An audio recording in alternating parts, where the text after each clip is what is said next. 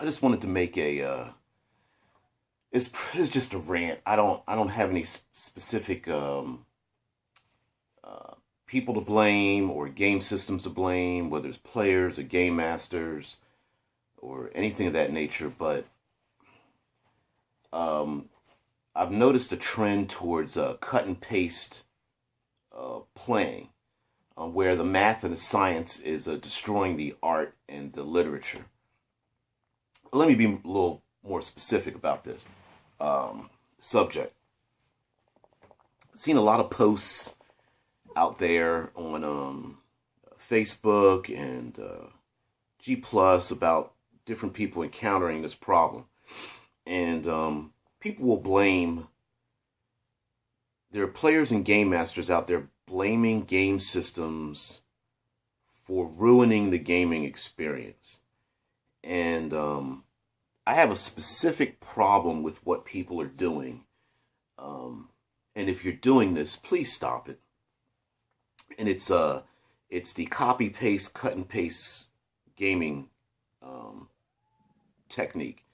What I mean by that is there's whole websites dedicated to um, min maxing, power building. What's the best combination? What's the best combination of spells? Hey, if you cast these three spells in this order, this is what happens. If you take this character class, this is how it is. So, from the game master's point of view, I've heard people say that game masters will not allow you to play a certain type of character unless you take a certain feats, certain skills. Your character will not survive unless you're playing a specific character class. You have to take 2 levels of fighter if you're going to be a wizard. You have to take these 6 feats in this order, or your character just won't survive. And I have a problem with that. When the creators created these game systems, they created them with a specific goal in mind, and that is to simulate a particular setting. And the simulation part of that is what I think players and game masters out there, you know, flame tenders, storytellers, dungeon masters are missing the point. When when I hear game masters forcing players to take particular forcing a build onto a player, I think that's bad game mastering technique before the game even started. I mean, as a game master, if you're not savvy enough to run a game with players that are not maxed out, that do not have the highest combat abilities, that are not the best spellcasters, that are not the sneakiest thieves, then that's a failing on the game master's part. You should create obstacles and environments and social interactions and combat that best enables those players who created those characters to become the heroes, to express themselves in this particular setting. Now, that doesn't mean that you babysit them, that every encounter is supposed to be easy, that it's just automatic, that they just happen to succeed in all their skill tests or whatever. What I'm talking about is that if 3 orcs are tough for this group of first level characters, maybe they shouldn't be fighting those 3 orcs. Maybe those characters should be able to have the option to learn how to confront those orcs and run, hide, do whatever it takes, because maybe the highest stat they have is a 12. And by forcing players, hey, you must have an 18 intelligence to be a wizard. You must have an 18 strength to be a fighter. Um, it's bad all around. And it gives this idea to new players that there's only one way to play. And it ends up becoming cut and paste, right? So when you make someone, is playing Pathfinder or 5th edition or something, and they sit down and make a fighter, and the first thing everybody at the table says, well, if you want to make a good fighter, you have to take these 5 feats, or you must have this ability score, or you must take this weapon or this armor. Um, it's all math, it's all science, and there's no art, there's no soul to what you bring to the table. And I think that destroys the game, and I think it destroys the game system. Now, some would say that, well, it's a failing of the game system if players have to take specific things, right? So you're going, well, hey, these rogues and wizards or whatever are fragile. They're just easy to poke and kill.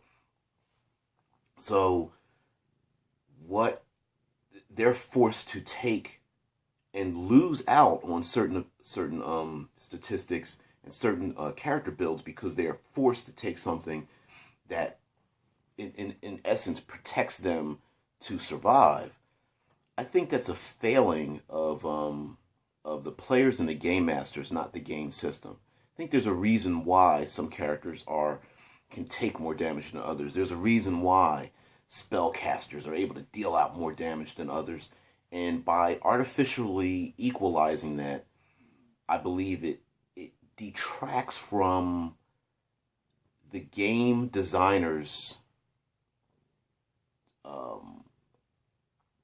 direction that they wanted to take the setting, right? So if spellcasters are able to deal out a lot of damage, it's because damage dealing is what they do.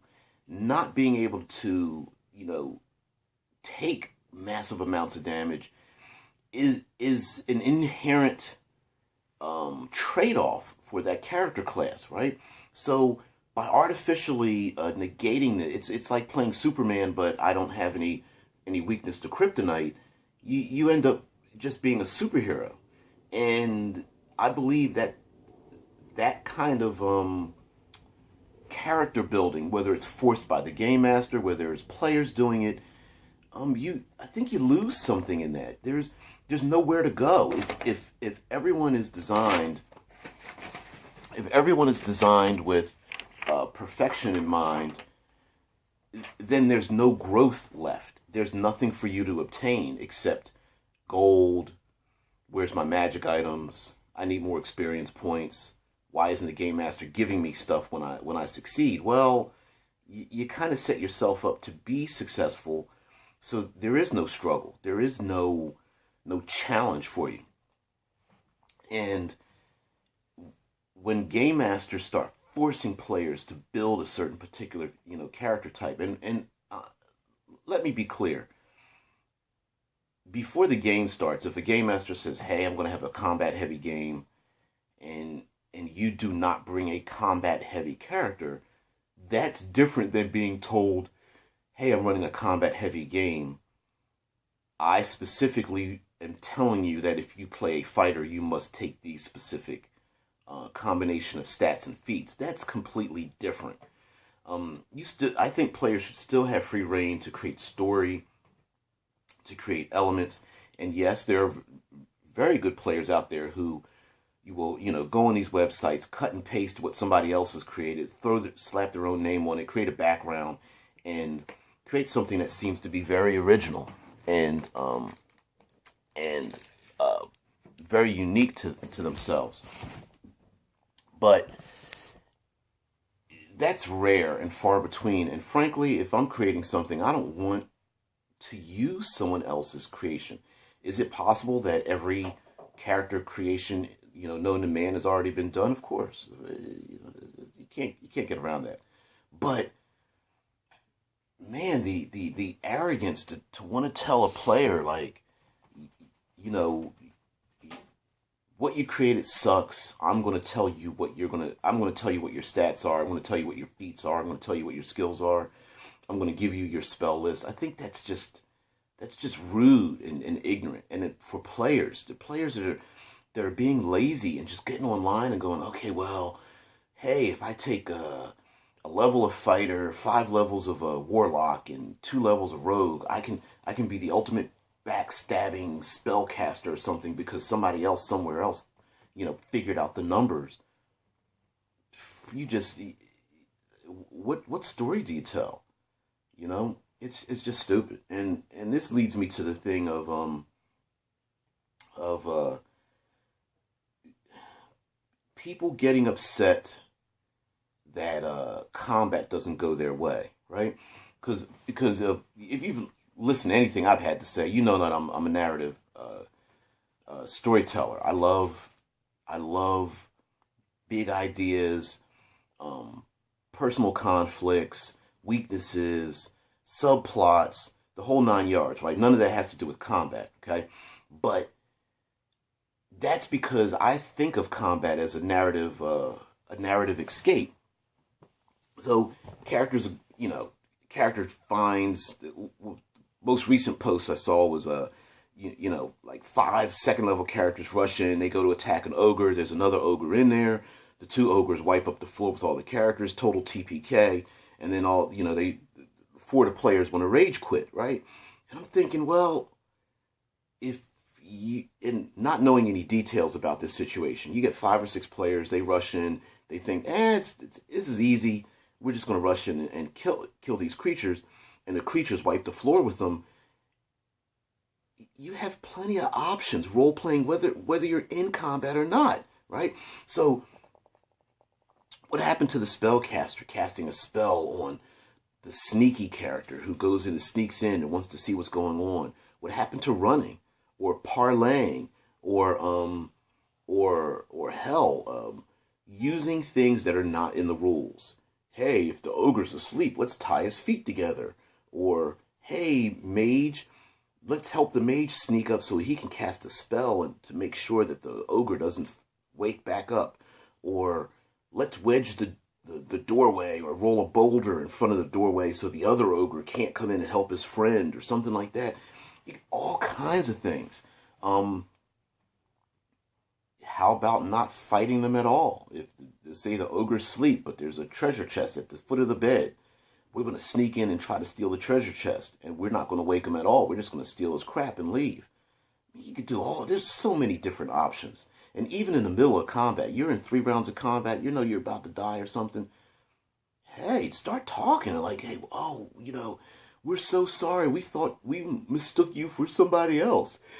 Or hey, is there anything that we can do? Please spare our lives or something. There's always options.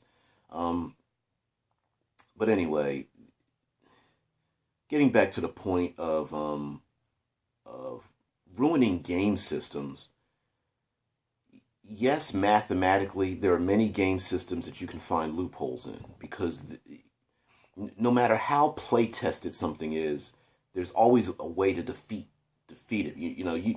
When these games are designed, in many ways, these games are designed in a vacuum, right? Unless they play test with 100,000 people, they're not going to find every single loophole, character combination, skill, magic, feat combination, every splat book plus the original rules plus what they printed in the back of a module. They're not going to. It's going to be impossible for them to discover all those. And so some players discover that, start combining all these things together, start power gaming, and create an environment in which the power gaming aspect becomes the norm.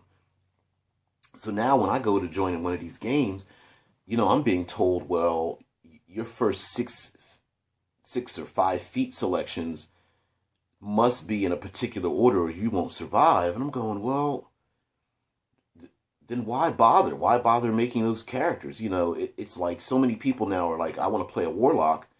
Is that because somehow the warlock has like risen above the cream of the crop of the other character classes? I guess that's a subject for another thing about overpowered. Everybody's talking about certain character classes being overpowered. So anyway, I'm going to leave the rant here. I'm just annoyed at game masters telling players what to do, players bringing in copy and paste, cut and paste character creations, and throwing away the organic, developed game systems and all the intricacies of what a role-playing game is, and just bring it down to its lowest common denominator. I think it's just stupid. So anyway, it's DBJ. I always end with create, don't destroy. But I gotta say, man, like I hope that whole aspect of role playing just gets destroyed. That whole min maxing, and of course it won't. I mean, if you got whole websites dedicated to the subject, every new game system that comes out there, every new book that comes out, they're just going to add more to it. But resist it. Don't be the most powerful character. Don't force players to be a specific type of rogue or a specific type of spellcaster, a specific type of cleric or something like that. Hey, your fighter must be a polearm master because that's the best type of fighter. You can't be a, weapon wielding or a protector or defender or something like ranged fighter or something like that. You can't do that because the polearm master is the best. Well, okay, then why isn't the world populated by polearm masters? It doesn't make any sense. So anyway, DBJ, as always, create more opportunities to allow players to basically play weaker, to create the kind of character that they want to, and for players to be more willing to step outside the bounds of what somebody else did. To say, hey, my character is a swordsman, but I'm not the best, but I hope to one day be, and leave space for your character to grow and to develop, and for game masters to learn what their players want, what their players need, and not necessarily what kind of combat they want. It is a holistic thing, what the encounter is, all that stuff. So anyway, DBJ, and I'm out.